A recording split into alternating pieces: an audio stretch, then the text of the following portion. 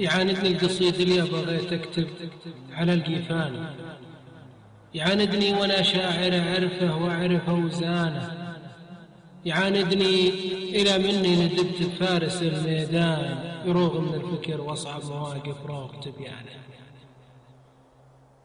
يعاندني وأنا أحبه وأحب مجالس العربان، إلى منهم تغنوا به وشالوا بعد بلحانه. يعاندني بسجاته، يعاندني ولا العطشان، أبيه يبلل رياقي ويرحم روح ضميانه. وبي منه لو نظره تعيد إحساسي الحيران، وتعيد اللون للصورة وتعيد المجد لو طانه. أحب من ودع دياره ساعة الطوفان، يناظرها هدام ونظرة المكلوم شفيافه.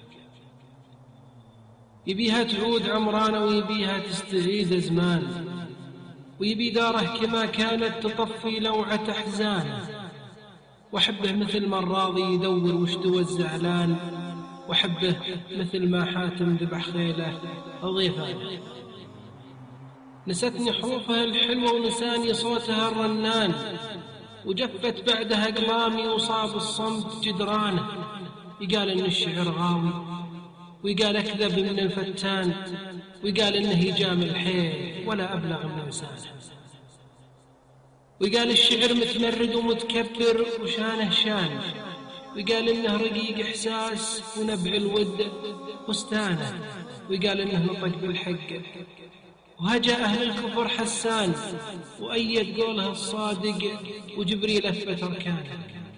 أحبه حيل وحبه غربل الوجدان، ومع هذا يعاندني ولا أرخى لي عنانه.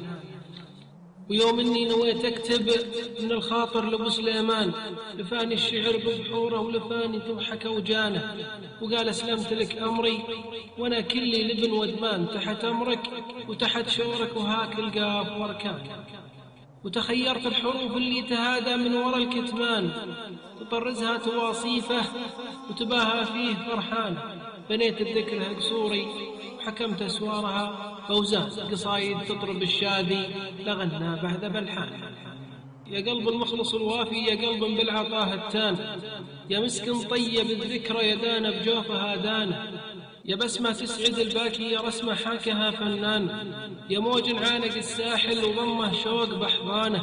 نعم صادق بوصف اللي خذا منها التواضع شان، جزيل الراي وبالفطرة وحسن الخلق عنوانه. نعم صادق بوصف اللي خذا منها التواضع شان، جزيل الراي بالفطرة وحسن الخلق عنوانه. أنا من سبت ساماته ونور من جبينه بان، جلس يسمع صغير القوم وصفق حيل من شانه. وانا الهمني الصواب اكتب على بيض الورق برهان، المن فضله على راسي ولا بلحق جز احسانه. الظافر منها للحكمه بطين ولابته شجعان، له اكتب والكلام ابلغ من الشاعر وديوانه. وعسى اقدر اوفي له ولو من منبع العرفان، ومنه يحصي الوابل الى من هله مزانه. ونتشرف مع ابياتي وشارك محفل التيجان، واقدمها على السامع عساها تنور رضوانه. صلاة الله على الهادي عدد ما رجح الميزان، وعدد ما استلهم الشاعر من اللوعات في فهمه.